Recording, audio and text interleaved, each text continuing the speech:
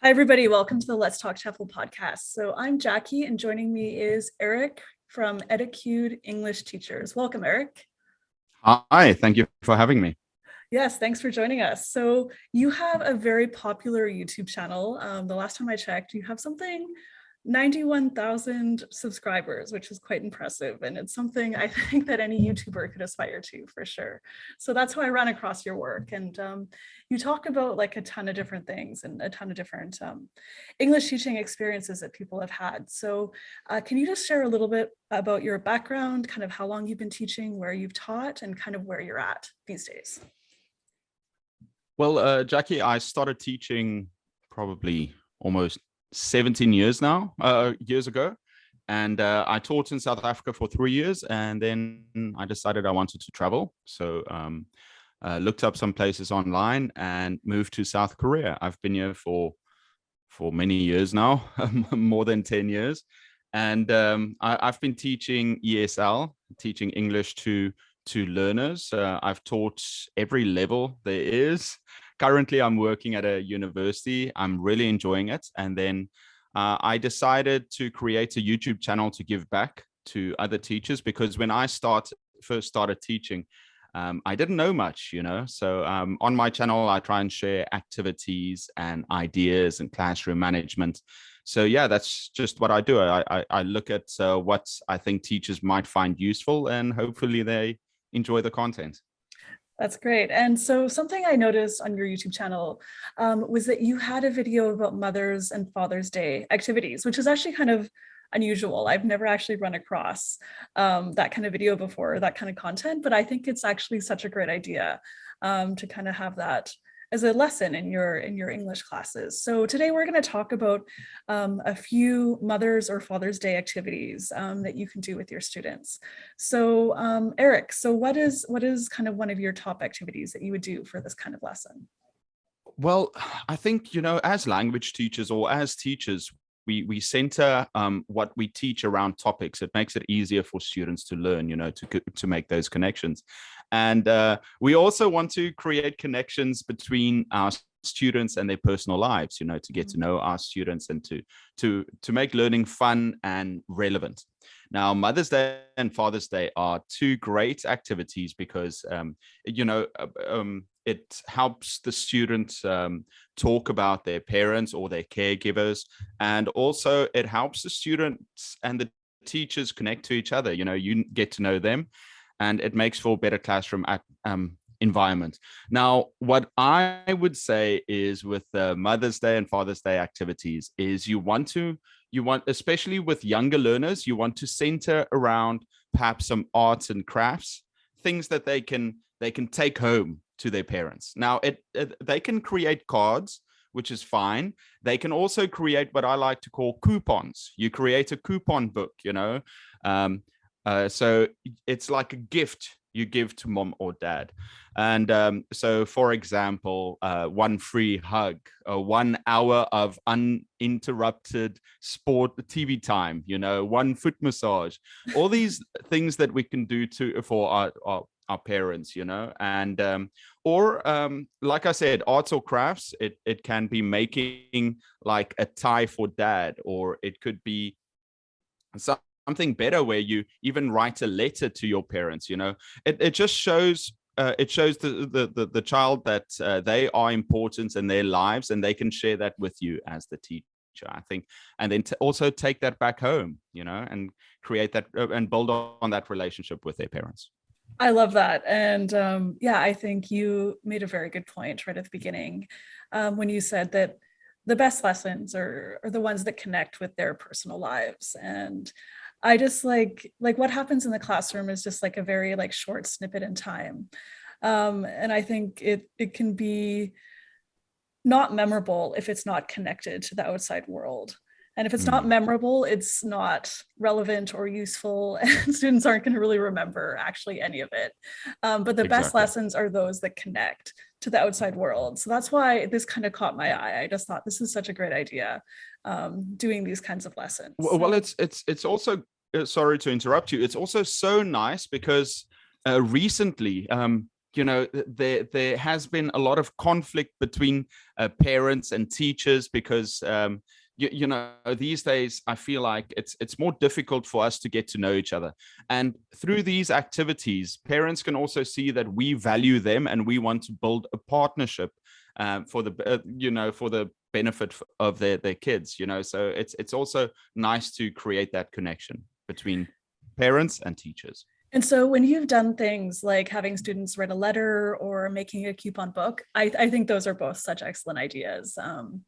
I think any parent would love it if they're sending their kids to like an English school or just at their elementary school and the kid comes home with this like really cute English letter or these little English coupon books.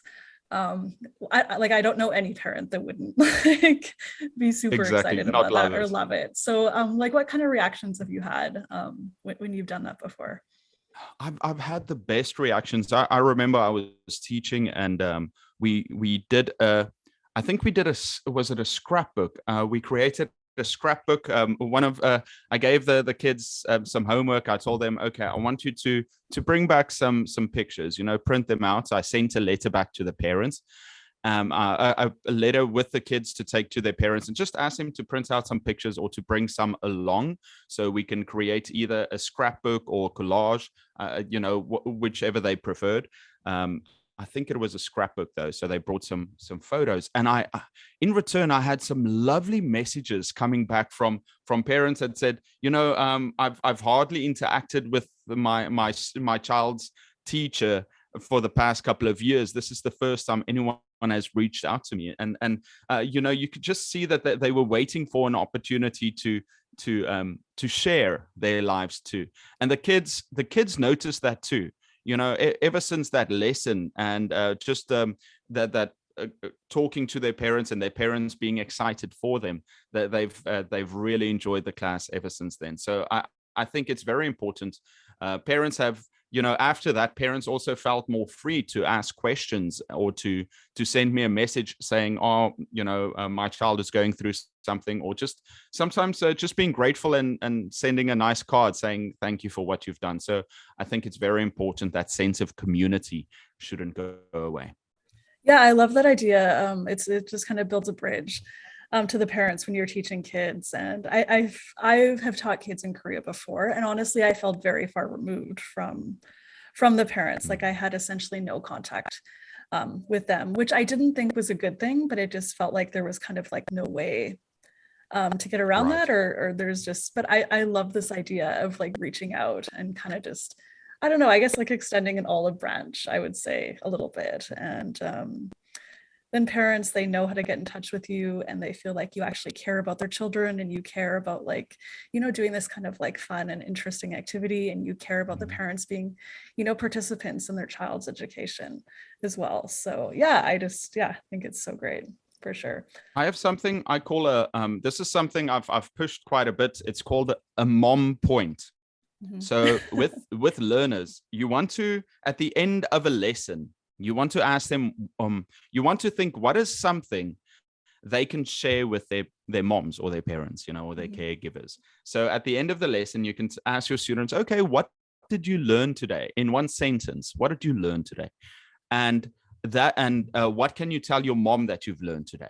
And that way you're reviewing what they learned in the lesson, and they're also taking it back to their parents, and they're excited because they can express, oh mom, today I learned this, I am able to do this.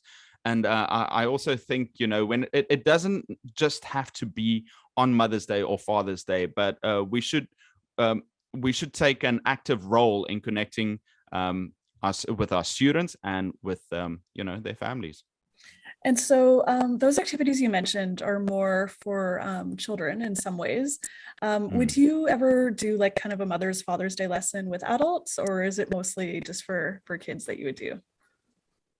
Well, for kids, you're going to focus on crafts, but from a language learning context, you also want to give all the students the opportunity to talk or to communicate about their parents, to say what they value, what they like. They can talk about their parents' history. So, for example, for Father's Day, you can do a biography of your dad as homework. You can say, okay, well, go and talk to your dad, write down some basically, or what they've done with their lives, just write down some key moments. And then I want you to either do a speech on it, or, they can write about it, a biography. And, they really appreciate that too, because now they've got, they're learning about their parents. Perhaps their parents have never been asked by their children, so it's not only for younger learners, you can adapt it for older learners too.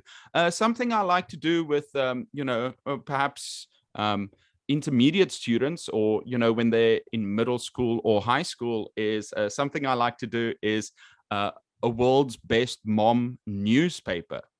So it's basically the front of a newspaper. You put a picture and you say all the great reasons, what has your mom done, that was really good. So I enjoy that too. That's really cute. I'm sure any school would love to like publish that and send it home with the parents, I think, once you did that.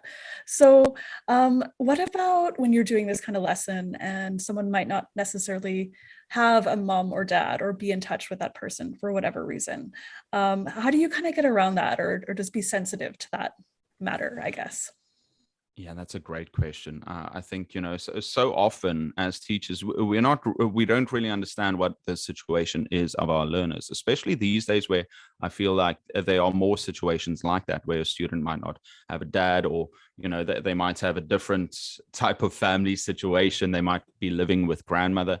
In that case, I always mention, to my students that when you go around, you talk to them, you find out what their situation is, and then instead of making it about mom or dad, you make it about someone special to them, and you say, okay, well, you've got to have that conversation with the kids. So when you tell the students about the activity, you can also say, okay, listen guys, I know everybody's situation is different, so I'm going to come around the room and I'll talk to everyone and make sure, and then do it about someone special. So, and then after that, you've got to make an effort, and while the students are busy doing the activity, go around, talk to each one, find out who they're making it for, what it's for, and then you can go from there. And I think that's very important, because once again, you're building a relationship with the student, you're getting to know them, and whatever their situation might be.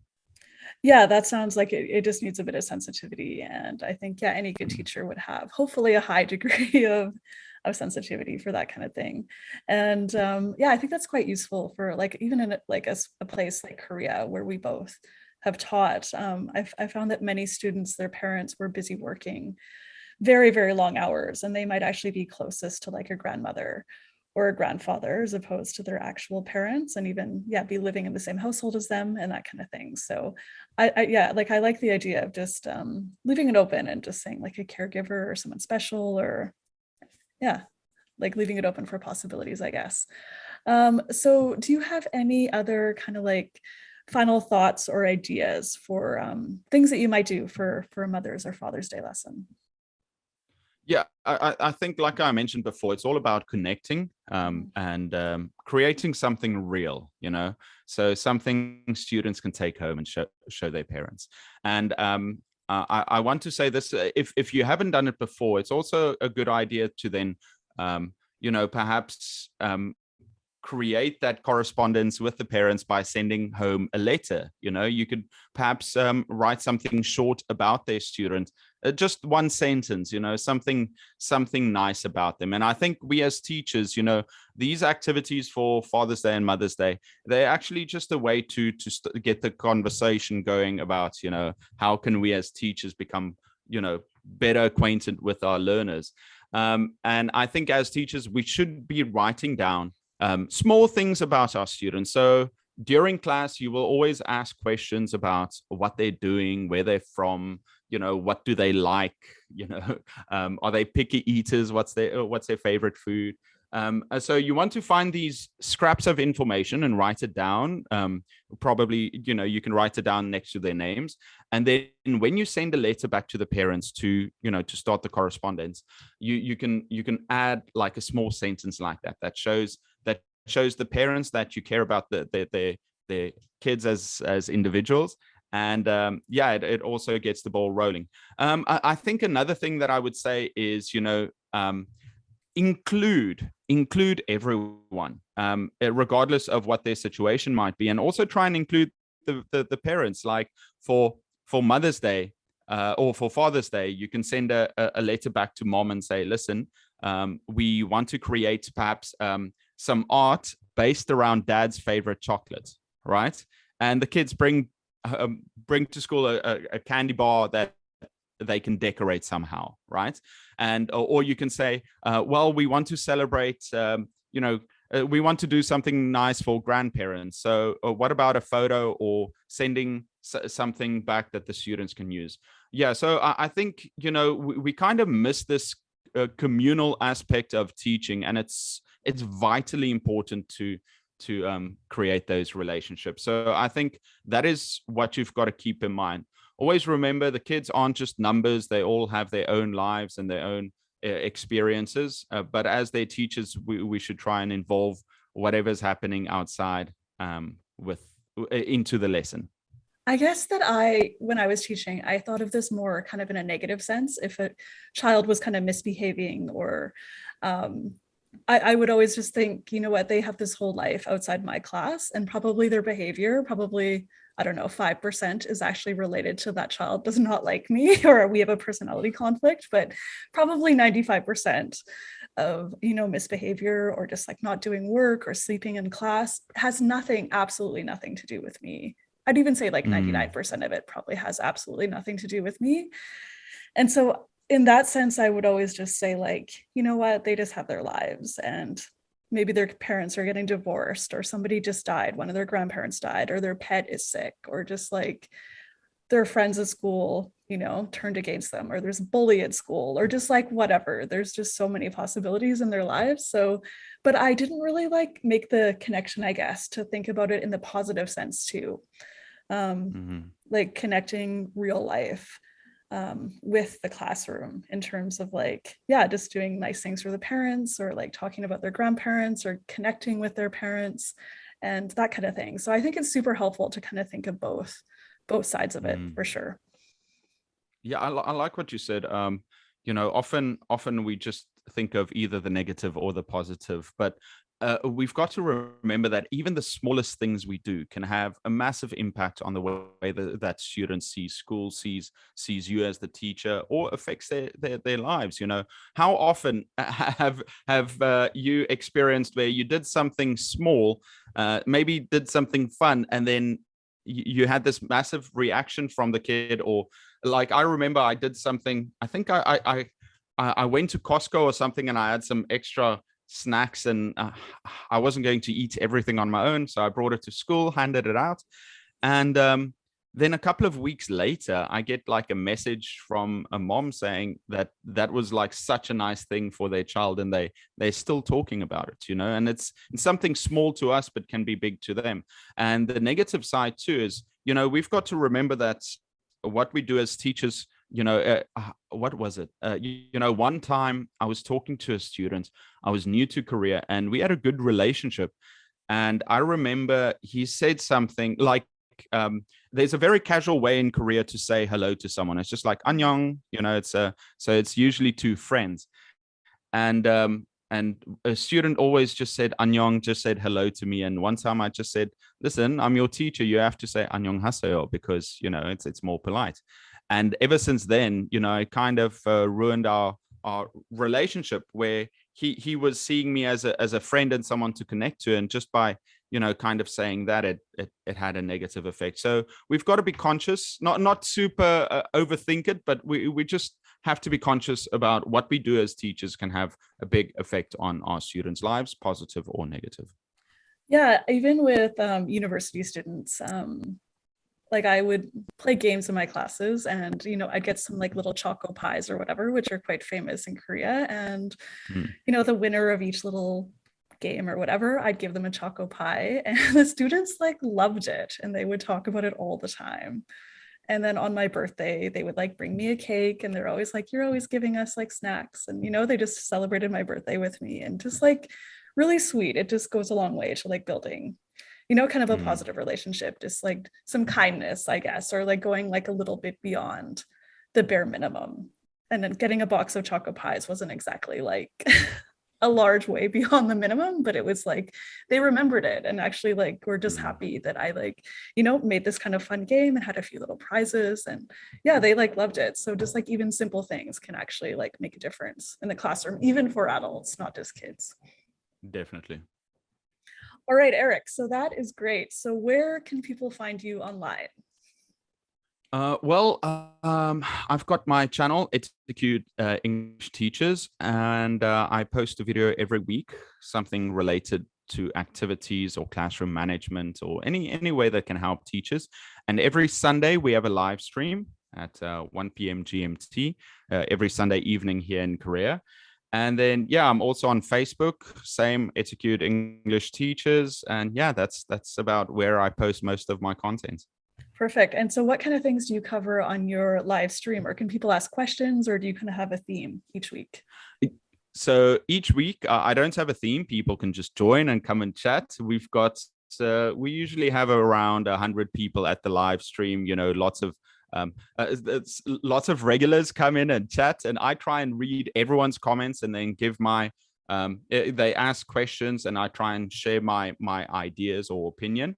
And then sometimes I'll also have other teachers on, to talk to about teaching. And so just come chat and hang out. It's really fun.